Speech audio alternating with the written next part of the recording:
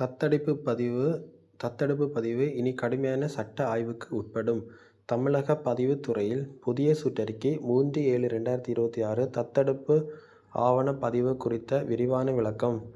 தமிழ்நாடு பதிவுத்துறையில் inspector general of registration அவர்கள் 3/7/2026 அன்று வெளியிடப்பட்டுள்ள சுற்றறிக்கை எண் 1261/C1/2025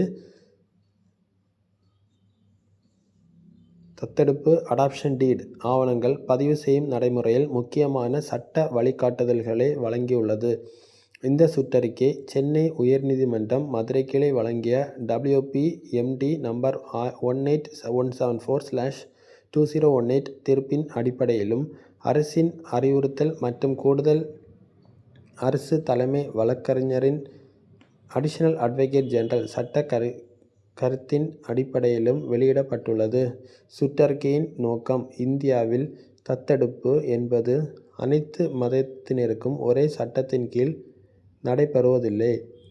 ஒவ்வொரு மதத்தினரும் அவர்களுக்கு பொருந்தும் தனிப்பட்ட சட்டங்களின்படி அல்லது ஜுவனைல் ஜஸ்டிஸ் ஆக்டின் கீழ் மட்டுமே தத்தெடுப்பு செய்ய வேண்டும்.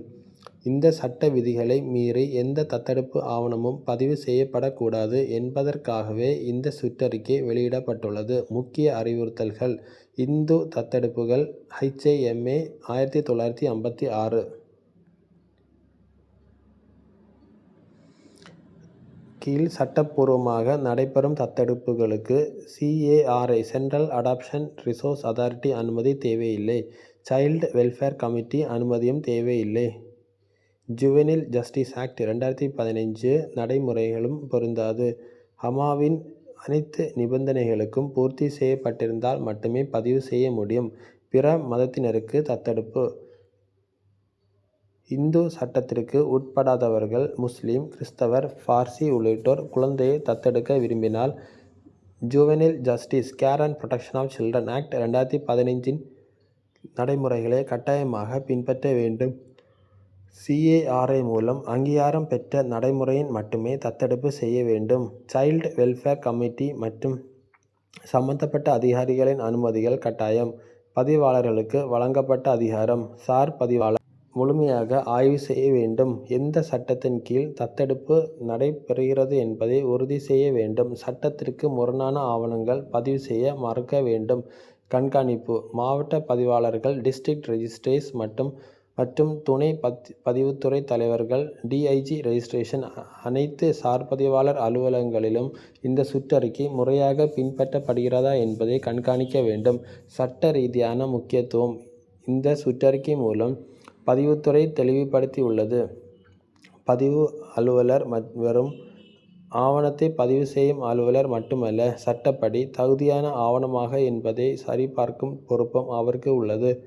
எந்த மதத்தை சேர்ந்தவராக இருந்தாலும் அவர்களுக்கு பொருந்தும் சட்டத்தை மீறி தத்தெடுப்பு ஆவணங்கள் பதிவு செய்யப்பட முடியாது. தவறான அல்லது சட்டவிரோத தத்தெடுப்பு ஆவணங்களை பதிவு செய்வதை இந்த சுற்றறிக்கை தடுத்துள்ளது. பொதுமக்கள் அறிந்து கொள்ள வேண்டியது: இந்துக்கள் ஹமா சட்டத்தின் கீழ் தத்தெடுப்பை மேற்கொள்ளலாம். ஹமாவுக்கு உட்படாதவர்கள் CARA மற்றும் ஜுவனைல் ஜஸ்டிஸ் ஆக்ட் நடைமுறைகளை கட்டாயம் பின்பற்ற வேண்டும்.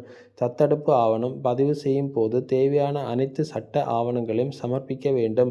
சட்ட நடைமுறைகளை பின்பற்றாத தத்தெடுப்பு ஆவணங்கள் சார்பதிவாளர் பதிவு செய்ய மறுக்க அதிகாரம் பெற்றுள்ளார். இந்த சுற்றறிக்கை தத்தெடுப்பு ஆவண பதிவில் சட்ட ஒழுங்கு உறுதி செய்யும் முக்கிய நிர்வாக நடவடிக்கையாகும்.